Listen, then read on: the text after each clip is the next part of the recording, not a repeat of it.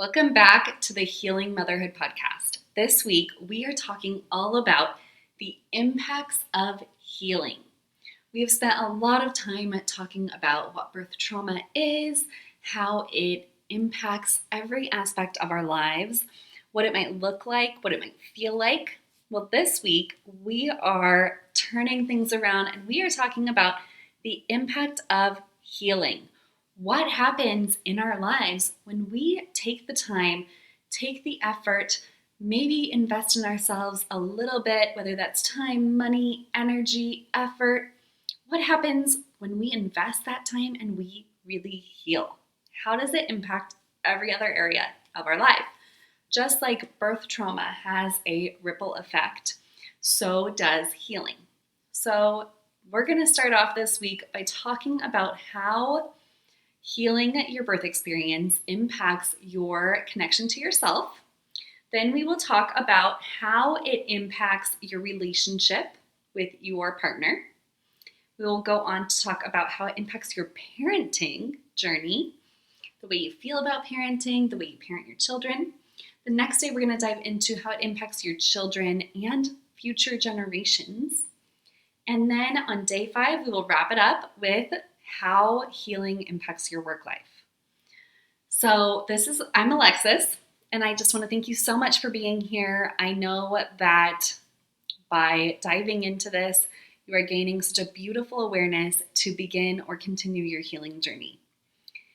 I'm really excited today to talk about some of the ways that healing can impact your connection with yourself. Having been through this journey for 8 years now, I have seen firsthand and secondhand the way that healing really can enhance our relationship with ourselves. So the first way is something that I've already even dropped a little hint at today, and that is the self-awareness.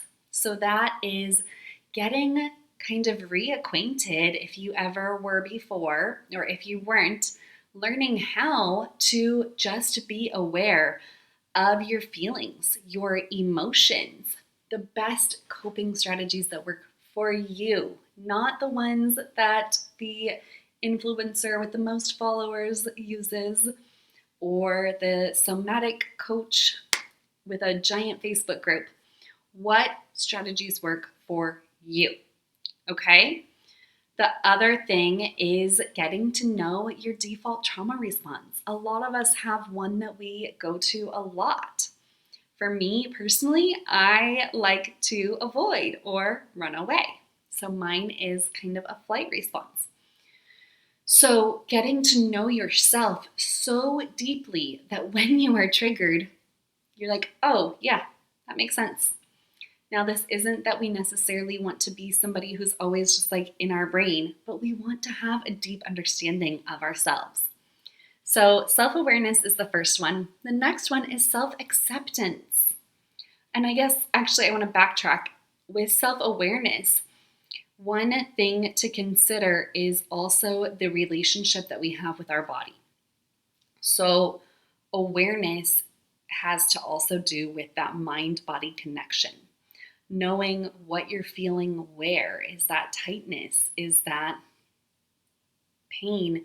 Is it sharp? Is it dull? Really understanding the signals that your body's giving to you and learning how to listen to your body in a whole new way.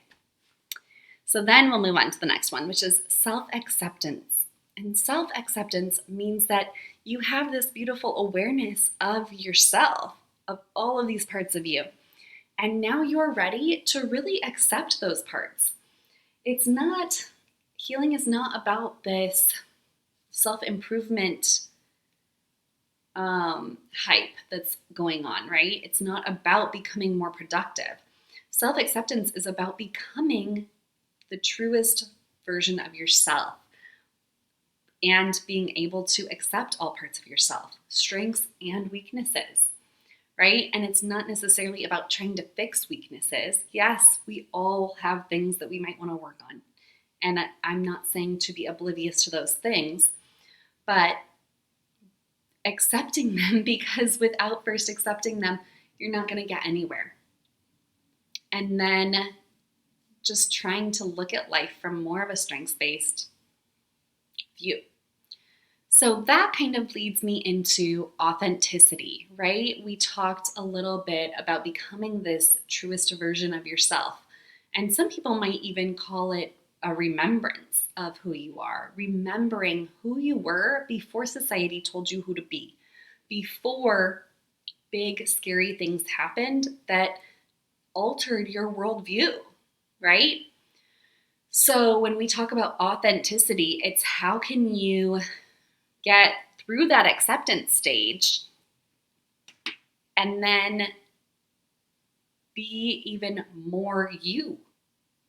Be in a place where you're not just fitting in society. Find a place where you belong. And all of that ties into this connection to the self. So, along with this, talking about all of the ways that healing impacts our connection to ourself. If you heard something I said today and you thought, yes, that's me, I'm ready for that. I want to get that connection with myself. I want to invite you to jump in. I'm so excited about this. I am officially opening up Healing Birth Within 2.0 in November. This week only, you can get in for over half off.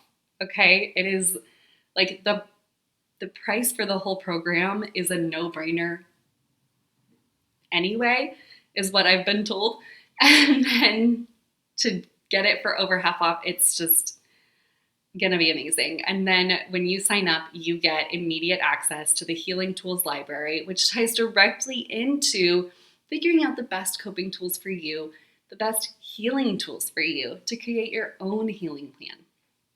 So if you want to jump in, the link is down in the show notes below. It's alexisInspires.com/HBWEB for early bird.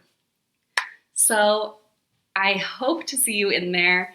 If not, come back tomorrow. We are talking about how healing impacts your relationship with your partner. Thanks so much for being here. I'll see you tomorrow.